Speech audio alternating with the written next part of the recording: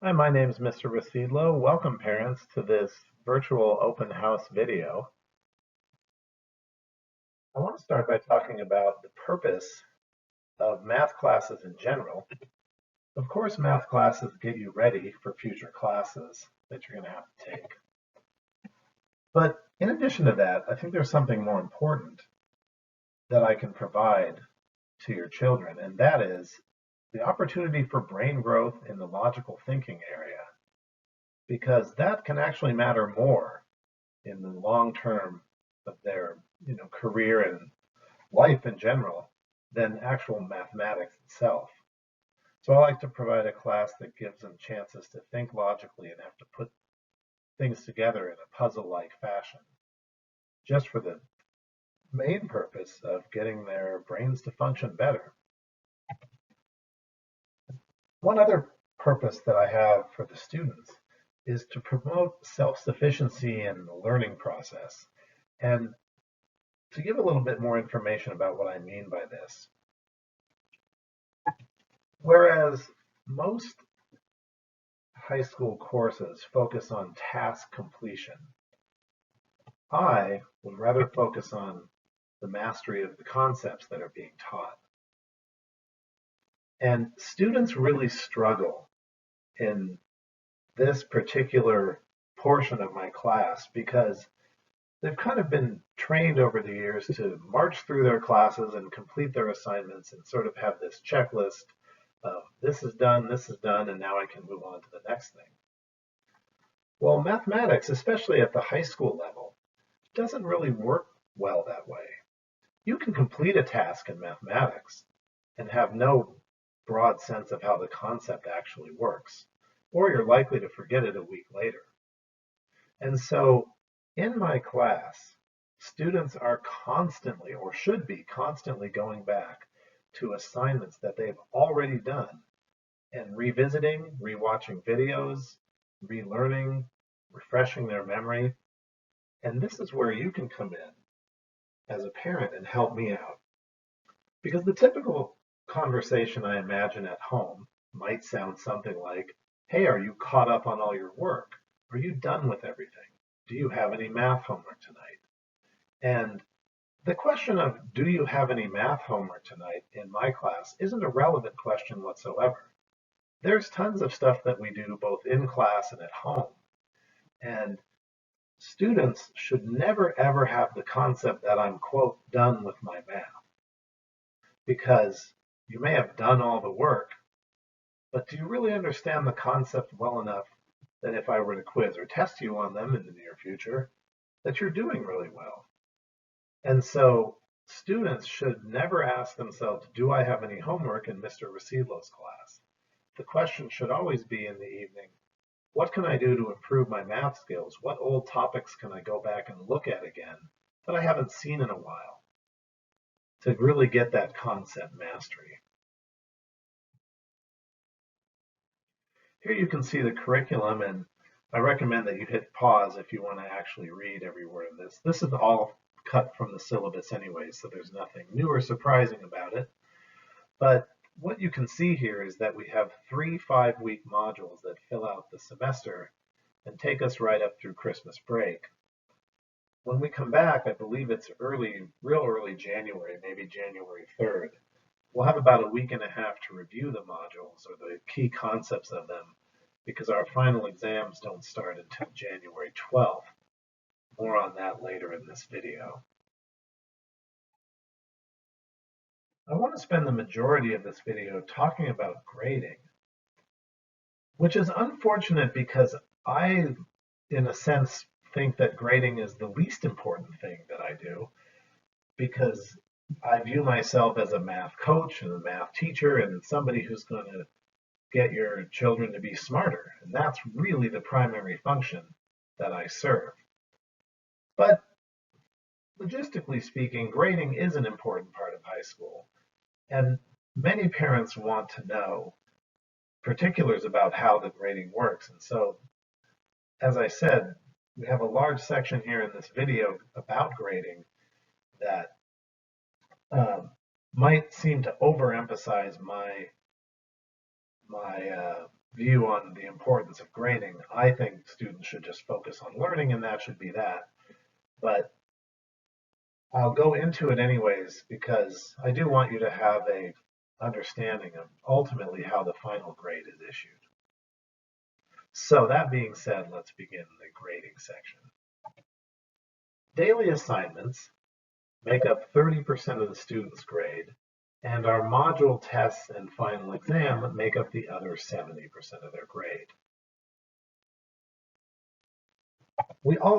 For the daily assignments, there are no late penalties, and most students get full credit on all of them. The daily assignments are very easy to get full credit on, because if for some reason a student were to miss a problem or two, which is common, they're difficult assignments, after submitting the assignment, all of the answers are then made available to the students. The purpose of making all of the answers available is that I want the students to be able to see what they got wrong and try to figure out why. But because the answers are then available, it's almost impossible not to get a perfect score the second time you do the assignment, which you can do assignments an infinite number of times in this class, so there's no limit on how many times they can attempt it. So it's very typical for students to get full credit on their daily assignments, even if it means submitting more than once. In addition to daily assignments and module tests in the final exam, which are the two categories that make up their grade, there's a third category, quizzes, that aren't worth a grade at all. But there's a caveat to that. Let me explain. Quizzes are given about every 3 to 4 days to check for the student's understanding of the current topic within any module that we may be on. These quizzes are put into PowerSchool temporarily as a means of approximating the student's grade, or what it might be at the end of the module. They are put into PowerSchool and they do count temporarily in the grade, but they ultimately don't count because at the end of every module, all the quizzes are removed as if they had never happened. And a fair question might be, well, if they don't count for the grade, why are they there at all? Well, here's why. We have a module test about every 5 weeks. And if I simply put a module test in PowerSchool every 5 weeks, that kind of leaves students and parents in the dark about how they're actually doing in the class. And so I like to put a quiz in once or twice a week and have it appear to be counting toward the grade so that a student can look and think, for example, oh, I've got a 77% in Mr. Racidlo's class. Why might that be? Oh, I've been doing bad on the quizzes. And so that kind of lets students and parents know if there ever is a problem. It lets you know within a few days if they're becoming a problem. And you don't have to wait 5 weeks till we have a test and find out, oh, wow, there's been a problem for a long time. So again, the quizzes go into PowerSchool. They actually go into the calculation of their grade temporarily. And then at the end of the module, when their test is given, all the quizzes are removed as if they were never there in the first place. And I want to talk a little bit more about that. Imagine that in any given module out of our 3, a student were going along every 3 to 4 days, and suppose they weren't doing really great on quizzes, and suppose these were their quizzes for a particular module. These would cause the grade in PowerSchool to drop and indicate to students and parents that something's not going as well as we might want it to. But suppose, and remember, we all learn at different paces, so suppose at the end of that module, the student were to get a B on the module test. It seems perfectly justifiable to me to erase all those quizzes, which I will do, because if the student gets a B on the module test, that indicates their level of understanding for that entire module. And those quiz grades, which are really just temporary placeholders, aren't particularly relevant if ultimately their understanding of that module is the B level of understanding. Let's examine a reverse scenario. Suppose a student were going through a module and doing relatively well on their quizzes every 3 to 4 days. But for some reason, suppose at the end of that module, the student took the test and didn't do so well. Is it, in this case, justifiable to erase these quizzes? Some could argue no, but I would argue yes. Because these quizzes, good as they may be, are simply the measurement of a student's knowledge for one particular topic at the exact moment it's being taught. But we want our students to retain knowledge, and knowing something for 3 days and forgetting it, as indicated by the module test here, doesn't really, in my opinion, matter towards the grade. So the quizzes, no matter how good or bad, will be erased, and only the module test will remain as part of the grade. Let's take a closer look at how that 70% of the student's grade is calculated. So, suppose they take a Module 1 test and they get an 85 on it. And suppose when they take that Module 1 test again, they get a 92. By the way, this is the perfect time to let you know that there are 2 opportunities to take each module test. Out of those 2 opportunities, the higher of the 2 test scores is always kept. So the 85 wouldn't count in their grade. Now, suppose in the next module, for both administrations of the test, the student was absent for the first one and got a 77 on the second one. There are no makeup tests for absences, but nonetheless, the higher of the 2, which is the 77, would count toward their grade. Suppose in Module 3, during the 2 administrations of the test, the student were to get an 83, and then suppose they decided, well, an 83 is good enough for me in this module, I'm going to skip the second administration of the test. That's fine. That's effectively the same as being absent that day. So that, of course, would be an 83 score for that particular module. Now, my philosophy is that if a student doesn't do as well as they would have liked on any given module, that they should have the opportunity throughout the semester to improve that score yet again, even beyond the 2 administrations of each module test. And so I'll use the final exam as a vehicle of erasing past poor performance. So when our final exam rolls around, it will be administered over 3 separate days, January 12th, 13th, and 14th. Please don't plan any out-of-school activities for your children during this time, because they won't be able to take the final exam at any other time except for in extremely rare circumstances. By the way, this might be also a good time to note that the school final exam days are actually later in January, but by then we will probably be moving on to Module 4.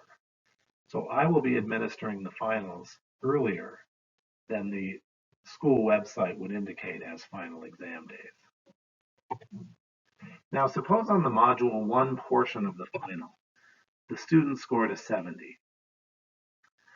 Compared to their original performance on Module 1, they seem to have lost some knowledge over time. Hopefully that doesn't happen, but it can happen.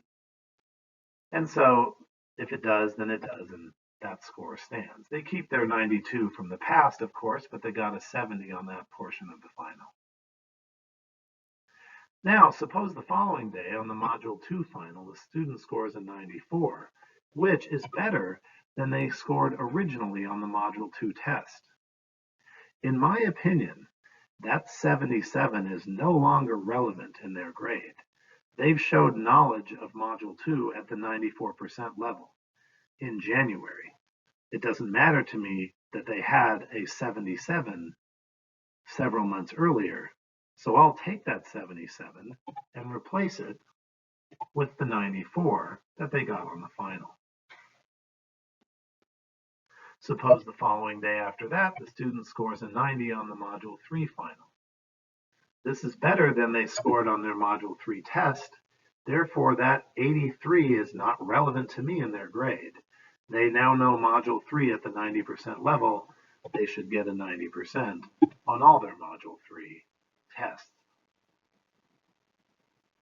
After the final exam is administered, they then have 6 test scores, some of which may have been replaced by the higher final exam version. Those 6 test scores are added up. If I did my math right, and hopefully I did, these add up to 530 points out of 6 tests, or a possible 600 points, which is about 88% of their grade. Now remember, all of this that you see on the screen is 70% of their overall grade. The other 30% from daily assignments, presumably they would have full credit on.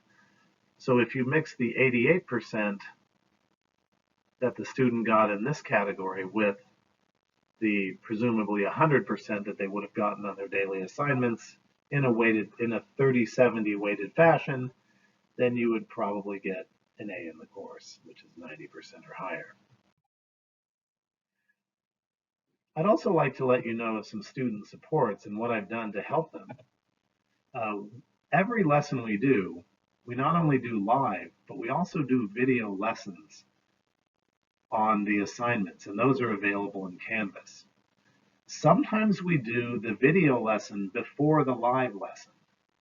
And I've found that students often benefit from watching a video lesson first, not because a video lesson is the best way to learn. I don't think it is for most students, but because watching a video about a particular topic and then hearing me talk about it in person, those two in conjunction with one another can be quite powerful. So that's one thing I do to support students.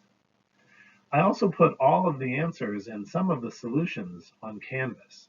So when students are working on problems, they can always see the right answers and check on their own work and improve their knowledge on any given topic they may be struggling with. I'm also available 5 days a week, Monday through Friday, to help at lunch, and I encourage students to come in and see me.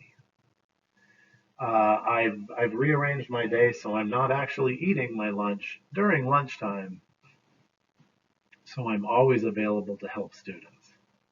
And if lunchtime doesn't work for a student for some reason, or they find that they got some help at lunch but they need additional help, I'll make appointments sometimes before school, occasionally after school, and even in the evenings by Zoom, if that's what a student wants to do. And finally, I'd like to thank you for watching this video.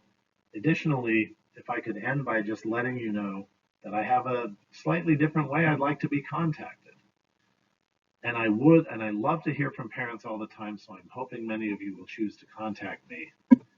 I do have a school email address, but I'd rather that you not contact me that way. You're free to do so, of course, but I would much prefer if you and I could communicate by text. Because I find that with text messaging, I find that I'm responsive usually the same day to any requests or issues that may be going on in your mind as a parent. Whereas, and students are free to text me as well, and they know my phone number. By contrast, if a student emails me or if you email me, it's going to get buried in a 300 plus email a day account that is just going to make it harder on me and in terms of responding quickly. So I would really appreciate getting a text from you at some point in the semester, or even frequently. I have parents who are texting me every Friday, how did it go this week? And so please, if you don't mind, I would really appreciate that being our mode of communication. If you are beholden to the email concept instead, then I will work my best to get back to you that way as well. That's all I've got to say. I want to thank you again for watching this video, and I hope to hear from you soon. Take care. Bye-bye.